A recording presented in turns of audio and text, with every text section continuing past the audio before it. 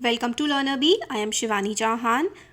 Class 6 history की book का chapter 1 what where how and when के हम एनसीईआरटी सॉल्यूशंस देखने वाले हैं। पहला क्वेश्चन है, you have to interview an archaeologist. Prepare a list of 5 questions that you would like to ask her और him.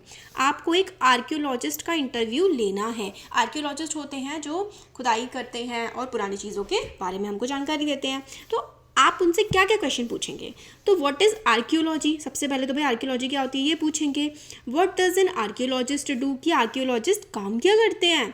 What is the process involve in the excavation, excavation यानी कि खुदाई करके निकालने का जो प्रोसेस होता है उसमें क्या क्या होता है। How does archaeologist determine the age of any of the objects discovered from excavation. तो भाई जो आपने खुदाई करके निकाली हैं चीज़ें ज़मीन में से, उसकी एज कितनी पुरानी है वो आप कैसे पता लगाते हो। What are the symbol important in the field of archaeology, तो आर्कियोलॉजी के फील्ड में कौन कौन से सिंबल्स इंपॉर्टेंट हैं, ये सारे क्वेश्चन ही तो आप पूछोगे, राइट। नेक्स्ट क्वेश्चन है मैच द फॉलोइंग। हम लोगों को मैच करना है। तो यहाँ पर देखिए मैच किया हुआ है। नर्मदा वैली में हंटिंग और गैदरिंग होती थी। मगध में फर्स्ट बिग किंगडम बनी थी। गारो हिल्स सबसे पुराना एग्रीकल्चर वहाँ पर होता था।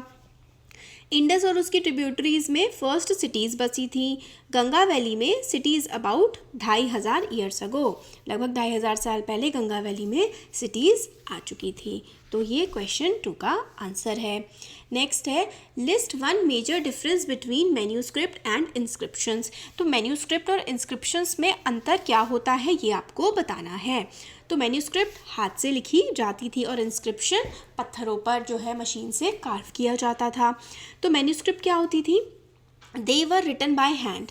These were usually written on palm leaves or on the specially prepared bark of a tree known as the birch, which grows in the Himalayas. तो birch tree का जो बार्क होता था उस पर जो है मैन्यूस्क्रिप्ट जनरली लिखी जाती थी और उनको हाथ से लिखा जाता था या फिर पाम लीव्स पर लिखा जाता था। इंस्क्रिप्शन होते थे these are writings engraved on relatively hard surface such as stone और मेटल। तो स्टोन या मेटल पर ये गढ़े होते थे। Question 4. Return to Rashida's question. Can you think of some answers to it? When Rashida was reading the newspaper, her eyes fell on a small headline. 100 years ago. How? She wondered. Could anyone know what happened so many years ago? तो रशीदा को लगा था कि भाई इतने साल पहले जो चीज़ हो चुकी है उसके बारे में किसी को कैसे पता लगा होगा। तो one can think of 4 different ways, inscriptions, manuscripts, tools and weapons, reading the books written in the past. तो आप कैसे जान सकते हैं इतने साल पहले की बातों के बारे में? इंस्क्रिप्शन से, मैन्यूस्क्रिप्ट से, टूल्स औजार मिलते हैं, वेपन्स मिलते हैं, या फिर किताबें पढ़ के। क्वेश्चन नंबर 5 है, उस समय पे किताबें लिखी जाती थी ना, वो पढ़ के। क्वेश्चन 5 है make a list of all objects that archaeologist may find, which of these could be made of stone. तो एक लिस्ट बनानी है कि आर्कियोलॉजिस्ट को कैसे ये सब चीज़ें मतलब मिलती हैं। तो आंसर देखिए, the findings of archaeologist could be of 9 different types, अलग अलग टाइप की हो सकती हैं। Buildings made of stone and brick, buildings मिल सकती हैं जो कि पत्थरों से या फिर ईंटों से बनी हो।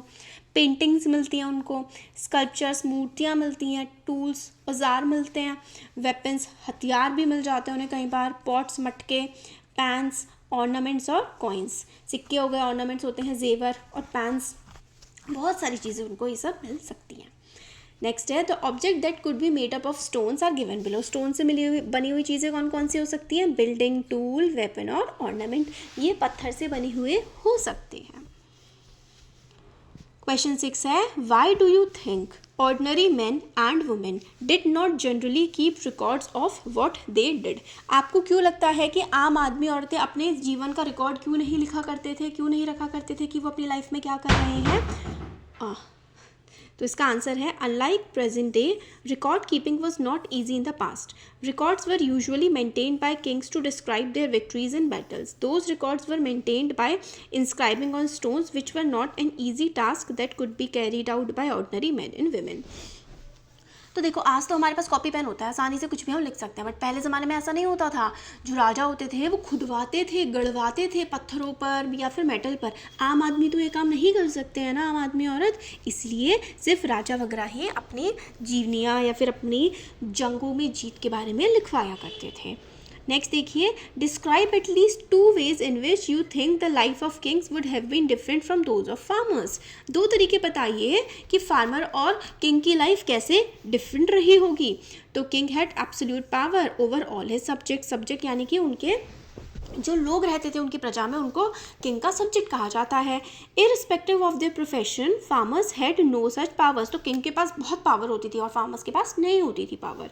King lived in palace, farmer had no such opportunity. King was responsible for protecting his kingdom by waging battle, whereas farmers responsibility were to grow crops. Farmer को तो जो होती थी फसल उगानी होती थी और किंग को अपने राज्य को बचाना होता था, संभालना होता था। तो ये हो गए सारे के सारे क्वेश्चन आंसर्स। वीडियो पसंद आया है तो लाइक करें, शेयर और सब्सक्राइब करें। इंस्टाग्राम नहीं, आप टेलीग्राम ज़रूर ज्वाइन करिएगा। हमारा टेलीग्राम जो ग्रुप है उसका लिंक आपको डिस्क्रिप्शन बॉक्स में मिल जाएगा। Thank you so much.